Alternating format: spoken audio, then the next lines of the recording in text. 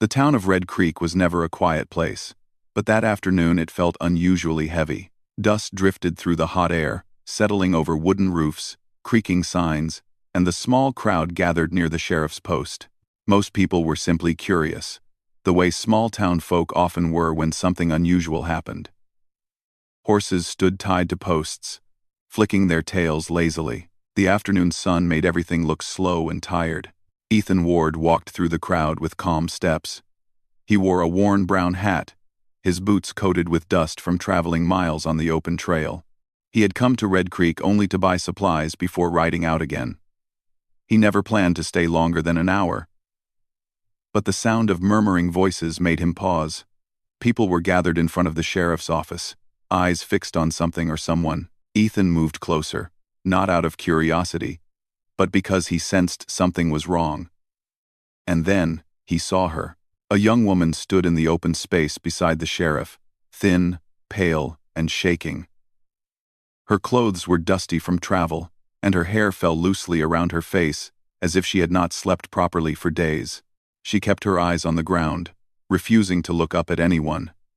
The sheriff announced her name as Mara, saying she had damaged property at a local store. She kept insisting she had not done anything. But no one listened to her. Ethan could not hear her clearly. But he noticed the fear in her voice, and the exhaustion on her face. The sheriff spoke loudly to the crowd, explaining that Mara had been fined $3, a small amount to many, but impossible for someone who had nothing. Ethan knew the system. If someone paid the fine, she would be released. If not, she would be kept in a holding shed behind the sheriff's office for a week. Everyone in town knew those sheds were uncomfortable, poorly lit, and used mostly to scare people rather than help them. Ethan watched the crowd carefully. No one stepped forward. People whispered, some shaking their heads, others looking away as if the problem did not concern them. Mara's hands trembled slightly, though she tried to hide it. The sheriff waited, even repeating the amount, but no one offered to help. Ethan felt something tighten in his chest. He knew what it was like to be alone, to have no help when life turned difficult. Years ago, when he was young, strangers had shown him kindness when he was at his lowest point. He never forgot that feeling. Now he saw the same helplessness in Mara, and he could not walk away. He stepped forward without a word. People turned their heads, surprised to see someone interrupt the silence. Ethan reached into his pocket and counted 3 silver coins. Those coins were almost everything he had after buying feed for his horse and basic supplies. It would make the rest of his journey difficult, but he did not hesitate. He placed the coins on the wooden table in front of the sheriff. The sheriff raised an eyebrow in surprise but accepted the payment. He unlocked the wooden restraint that kept Mara standing in place and stepped aside. The crowd watched silently as Mara slowly lifted her eyes for the first time. When she looked at Ethan, confusion and disbelief filled her expression. She stared at him as if trying to understand who he was and what he wanted. Her throat moved slightly before she whispered, "Why would you do that?" Ethan shrugged gently. His voice was soft but steady. "Nobody deserves to be treated this way." The words seemed to confuse her even more. Instead of relief, she stepped back, her eyes wide with fear. Something in her mind told her that accepting help from a stranger was dangerous. She had experienced too much unkindness recently. Trust felt impossible. Then she said the words Ethan never expected to hear. "I'd rather die." People gasped quietly. Ethan's jaw tightened, not out of anger, but out of concern for the depth of her fear. He understood that her words were not dramatic. They were the voice of someone who felt completely trapped. Ethan raised his hand slightly to show he meant no harm. "You're free," he said softly. "You can go wherever you want. I'm not here to take anything from you." Mara did not seem to believe him. She stood frozen, her breathing uneven. She glanced around the crowd, as if expecting someone to drag her back or blame her again. Ethan took a slow step back to give her space. "I'm just leaving," he said. "You don't owe me anything." He walked a few steps and sat on a bench nearby, allowing her to stay at a distance. The crowd slowly dispersed, losing interest once the excitement ended. The sheriff returned to his office, Soon the street became quiet again. Mara remained standing for several minutes, unsure of what to do. Her legs wobbled. She tried to walk, but her steps were weak. She had barely eaten in 2 days. Exhaustion finally caught up with her. She stumbled, and before she hit the ground, Ethan caught her. She didn't pull away this time. She didn't have the strength. "It's all right," Ethan said calmly. "Just take it easy." She didn't answer, but her breathing slowly steadied. Ethan lifted her gently and helped her walk toward the small inn across the street. He paid for a room with the last bit of money he had and made sure she had a warm meal. Mara sat on the bed, staring at the bowl of soup in front of her, as if she didn't believe it was real. "You can rest here," Ethan told her. "I won't bother you. I'll be gone by morning." She looked at him again, trying to understand why a man would help her without asking for anything. Ethan could see the doubt in her eyes, the scars of fear left by people who had treated her unfairly, but he did not push her to trust him. Trust had to come slowly. He left her in the room and walked to the hallway. For a moment, Mara sat in silence. Then she grasped the spoon with a shaking hand and took her first real meal in days. Warmth filled her empty stomach and brought tears to her eyes. She wiped them away quickly. She did not want anyone to see her cry. Later, Ethan returned briefly to check on her from a distance. Mara sat by the window, staring at the sunset, her expression softer than before. She still looked lost, but some of the fear had faded. Ethan spoke gently. "If you want to leave tomorrow, that's up to you. I'm heading out early." Mara didn't answer. She only nodded slightly, unsure of her future but grateful for the first moment of safety she had felt in a long time. As Ethan stepped outside the inn, he looked up at the fading sky. He knew helping her might change his plans, maybe even make his journey harder. But he didn't regret it. Kindness was not something he had to think about, it was simply who he was.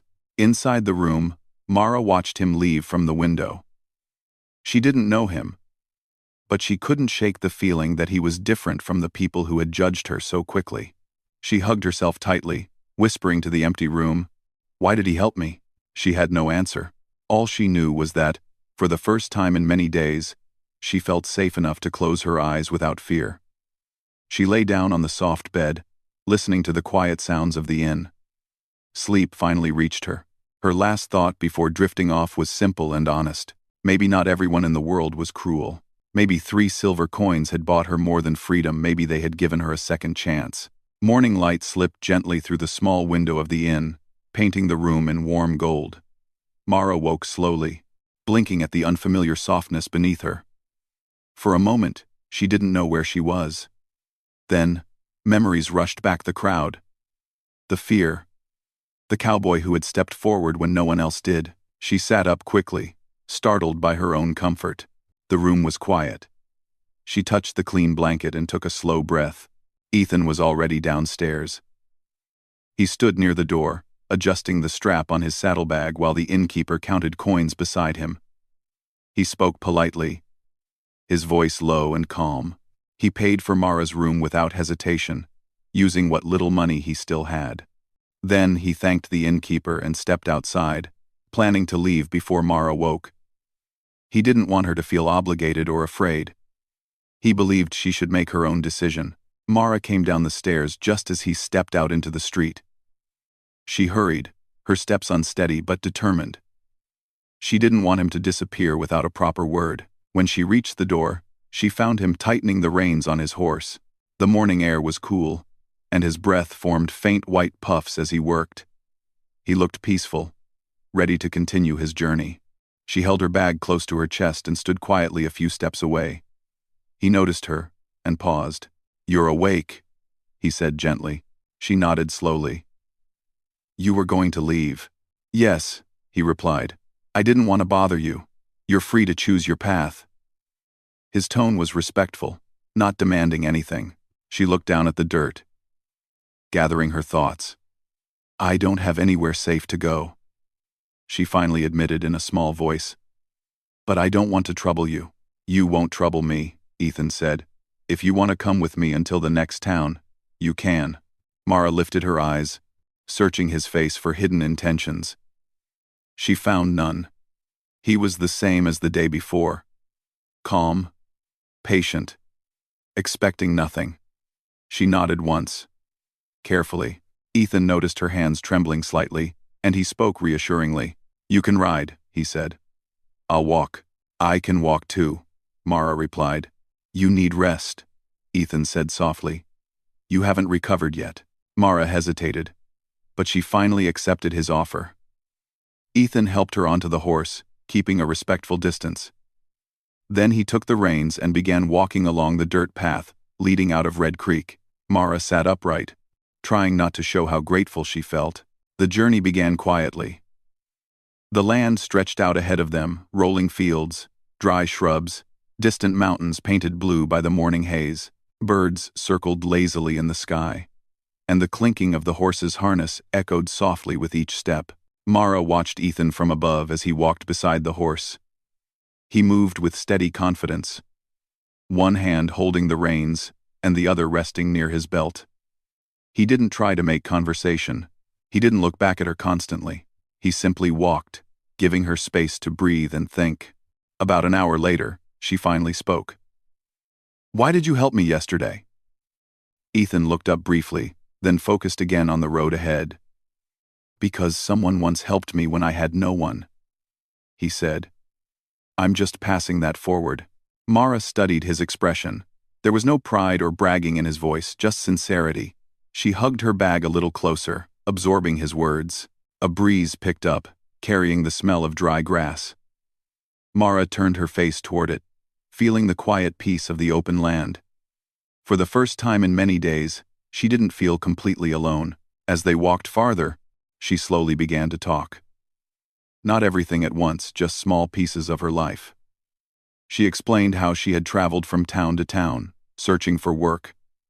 How she had lost her family to illness. How she had trusted the wrong people along the way, and ended up blamed for something she didn't do. Ethan didn't interrupt. He didn't question her honesty. He simply listened. When she fell silent, Ethan said quietly, "You've been through a lot. More than most people can understand." Mara looked down at her hands. "I said something terrible yesterday," she whispered. "I didn't mean it the way it sounded. I was scared." Ethan shook his head gently. "Fear makes people say things. You don't need to apologize." She lifted her gaze to him, surprised by how easily he forgave. His kindness unsettled her, but in a good way. They stopped at midday to rest beneath a small tree. Ethan offered her water first, then took a sip himself. He gave her half of the bread he carried, and ate the other half without complaint. Mara noticed he never took more than he offered her. He treated her like equal company, not a responsibility. When the sun began to lower, painting the sky in soft orange colors, they found a place to camp for the night. Ethan gathered dry branches and built a small fire. Mara sat near him, warming her hands. The flames danced gently, making the night feel less intimidating. Ethan prepared a simple meal with the supplies he had left.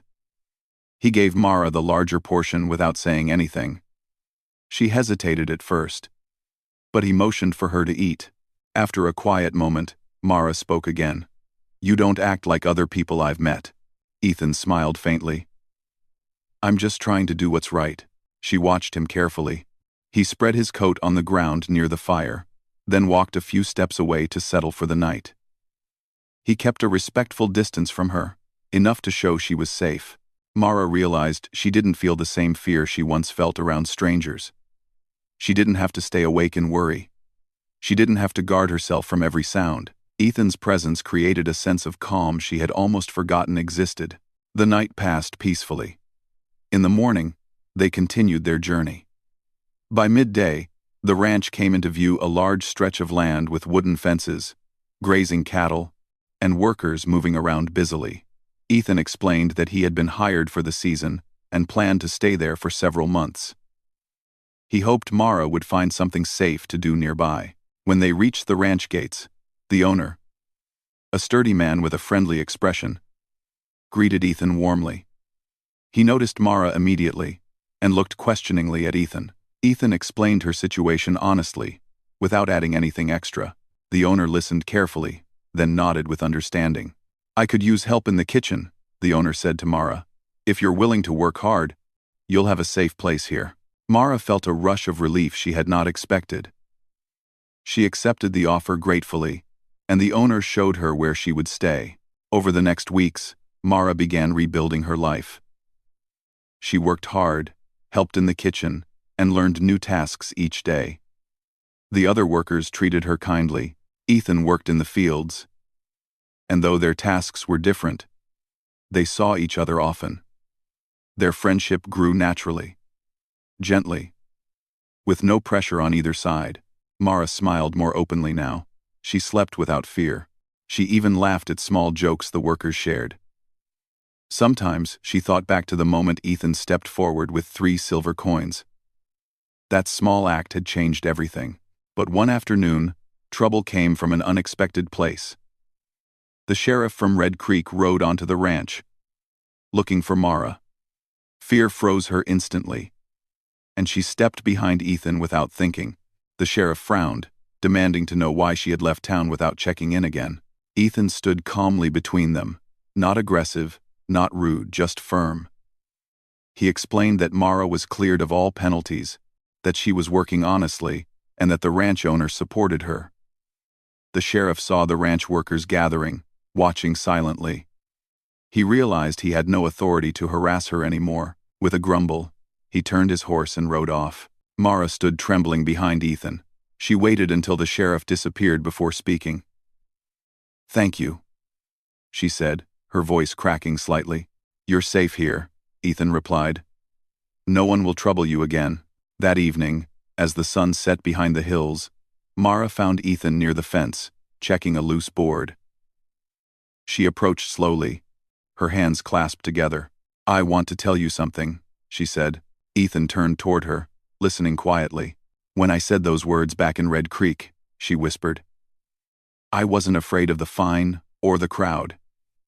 I was afraid of trusting the wrong person again. I didn't know there were still people in the world who help without wanting anything." Ethan looked at her kindly. "You don't have to trust me," he said softly. "Just trust the life you're building now." Mara took a slow breath. She understood what he meant. Her new life wasn't because of him alone, it was because she found the strength to keep going. Still, deep inside, she knew the truth. His kindness had been the first light after a long darkness. And as she watched him finish his work, she realized something quietly but clearly. $3 had saved her freedom, but Ethan's gentle heart had saved her hope.